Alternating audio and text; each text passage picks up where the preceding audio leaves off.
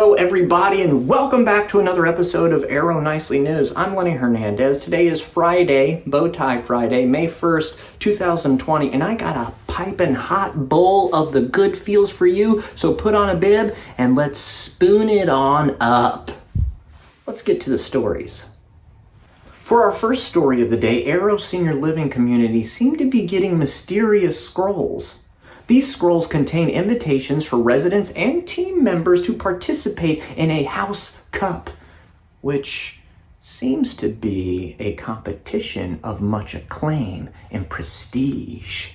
Neighborhoods are choosing team names, colors, mascots, and are earning points by participating in events and promoting team spirit. It seems as though quarantine just got a little bit more interesting. Well, we will monitor the situation closely and bring you updates as we receive them.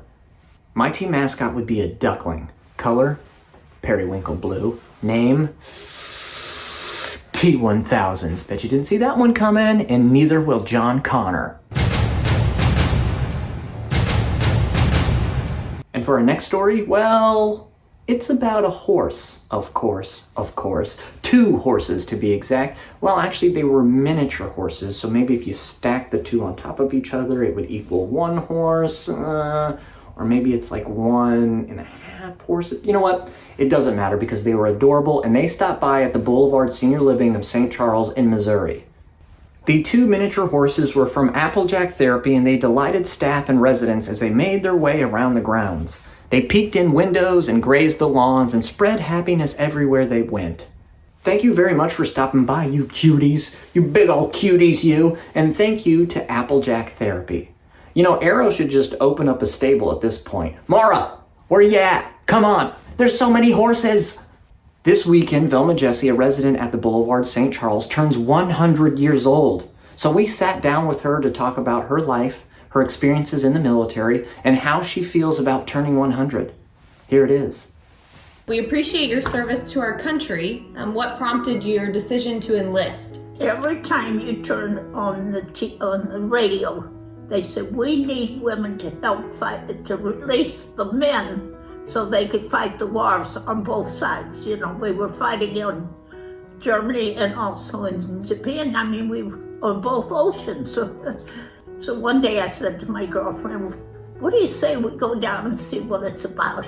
Because actually I was ready to leave home anyway. Okay, so we enlist. So I came home and I told my mom, I said, guess what I did today? She says, no telling.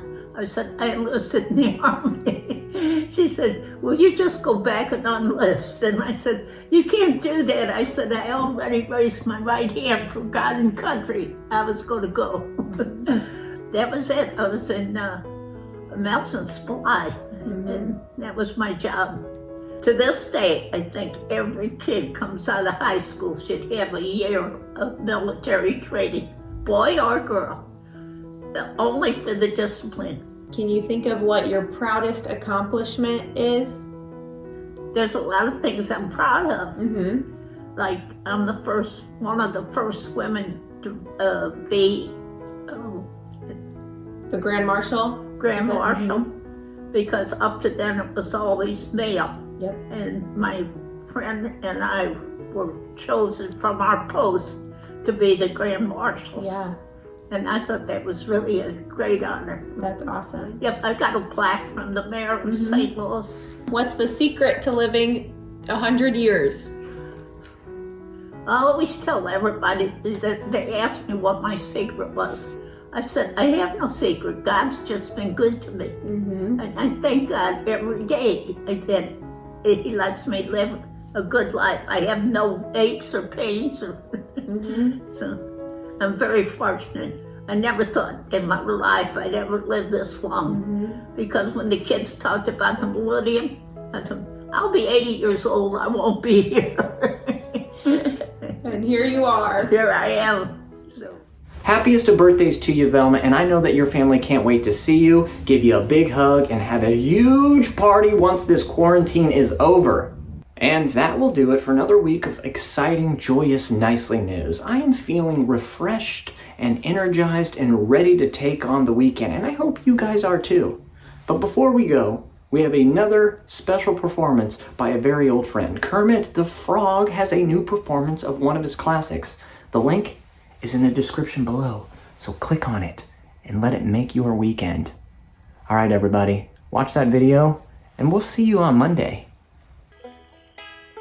Someday we'll find it, the rainbow connection, the lovers, the dreamers, and me, all of us under its spell.